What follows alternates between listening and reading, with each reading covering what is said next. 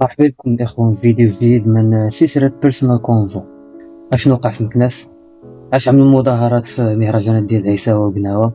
وأش دخل عيساوة وقناوة في المظاهرات؟ وأش دخل مشاكل اجتماعية في عيساوة وقناوة؟ اليوم غادي نعرفوا علاش وغادي نشرحوا كيفاش. القضية وما فيها هو أن مدينة مكناس هاد الأيام صرفت واحد المبالغ كبيرة بزاف لغرض أنها تنظي أو تدعم واحد المهرجان ديال قناوة وعيساوة.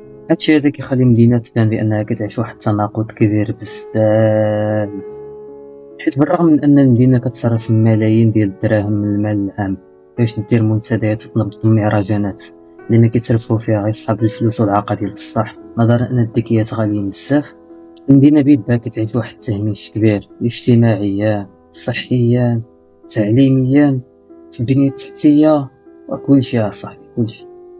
حيت ملي كتمشي لديك المدينة كتشوف واحد الجهة الاحتفالات المهرجانات المنتديات اللي خانقين الميزانية، ومن الجهة الأخرى واقع مغاير تماما اللي كتعيشو المدينة ما عنده حتى شي علاقة لا باحتفالات لا بفرحة لا حتى شي حاجة. حيت أثناء هاد الاحتفالات ما قبل وما سيكون بعد هو واحد الخصص واحد النقص كبير في الخدمات الأساسية. حيت إذا شفنا مهرجانات منين كتجيب الفلوس كنلقاوها كتجيبها من وزارة الثقافة، وزارة الثقافة كتجيبها من الحكومة، الحكومة كتجيبها من الملاعب منين ماشي الضرائب ديالنا، كتجي من الضرائب ديالنا الامور اللي كنخلصوها الماليه الى اخره. من هادشي كامل كنزيدو نتسلفو من البنك الدولي. باش نوضح لكم الصوره شحال المشكل هو كبير، هو ان مدينه مكناس خصات 2.5 مليون ديال الدرهم باش تنظم هاد المهرجانات اللي اصلا كيمشيو ديك الفلوس هادوك غير الفنانين وصحاب العقل اللي اصلا كيتخلصوا مزيان. بينما في الجهه الاخرى مستشفى محمد الخامس كيعاني من جميع انواع الخصائص، خاصص في التطبيق، خاصص في التمريض، خاصص في المعدات وبزاف ديال الحاجات. هادشي بلا ما نطرقوا في التعليم بلا ما نطرقوا في البنيه التحتيه، غادي نشوفوا غير السبيطار. حيت اذا جينا نهضروا الفيديو ما يتسالاش. مستشفى محمد الخامس بمدينه مكناس مفترض انه يغطي الساكنه ديال مدينه مكناس اللي هي تقريبا 1 مليون نسمه. هاد السبيطار هذا كيعيش واحد الخصاص كبير.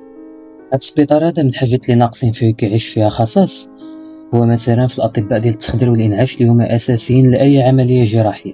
والسبيطار كامل فيه لا طبيب واحد اللي خصو يغطي 1 مليون نسمه في جميع الحالات ما كيحضرش دائما، اللي كيخلي مواعيد الانتظار توصل لشهور وبعض المرات لسنين، يعني موت في اتساع، لدرجه ان الساكنه ولاو كيديروا حملات كيجمعوا فيها الفلوس باش يمشيو لسبيطار خاص ويجيبوا طبيب باش يدير لهم عمليات ديالهم، او باش يعتقوا لهم عاوتاني الاحباء ديالهم ولادهم امهاتهم الى اخره. بالرغم من هادشي هذا مازال انت كتوقع ملي غادي تمشي لسبيطار خاص ولو انك تجيب الطبيب ديالك غادي تلقى المعدات ديالك كاملين كاينين تما.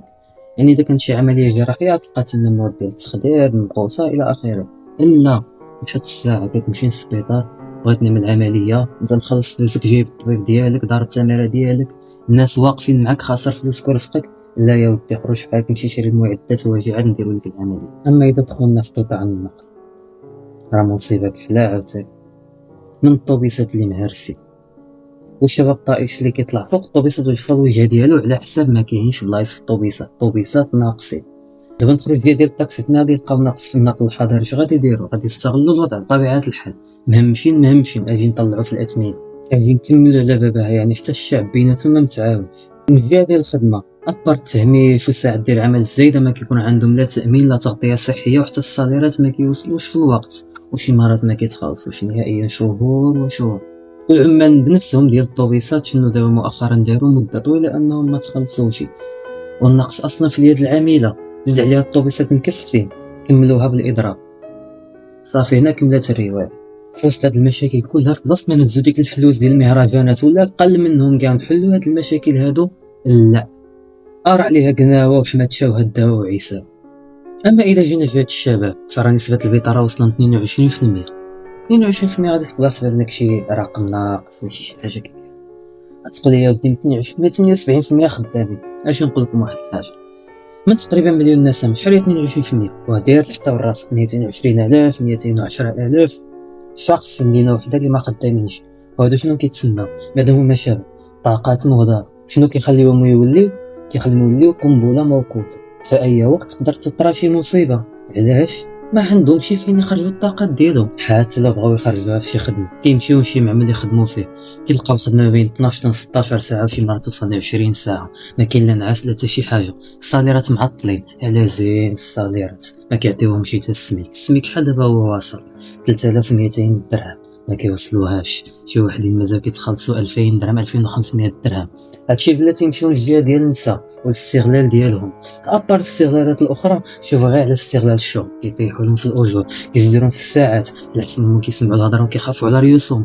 كاين اللي مرا منيت لها الراجل عندها الوليدات، كاين بنت واقفه موقفه العائله ديالها، كاين بنت اللي ما عندهاش لا رحيم لا عزيز لا والو، خصها تخلص لك راه تاكل تشرب الى اخره. شنو كيديروا ليها؟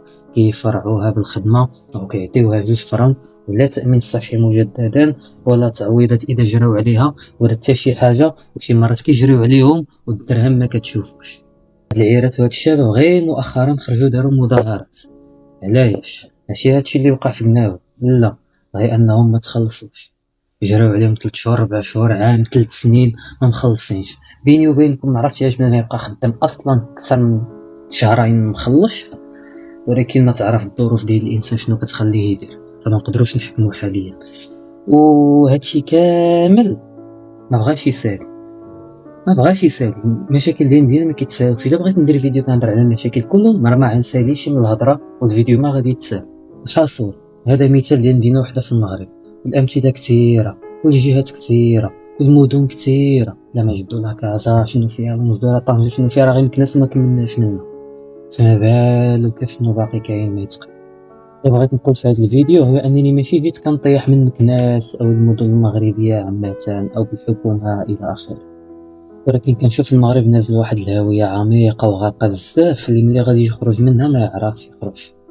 وشكون المقولبين؟ هما حنايا، الحكومه كتاخذ قرارات وحنايا كنتبعوها، وبزز منا حيت ما عندناش فين نمشيو، ما عندنا فين نهربوا، ما عندنا ما نديرو، وغادي نطيحوا معاهم وغناكلوا الدق ومن بعد غادي نتبكاو على بعضياتنا. بزاف على الكريديات ديال البنك الدولي مثلا، راه كل نهار كنسمع 2 3 10 المليار تسلفات من البنك الدولي، يا ريت كنا كنصرفوهم على الخدمات العامه والبنيه التحتيه والصحه والتعليم الى اخره.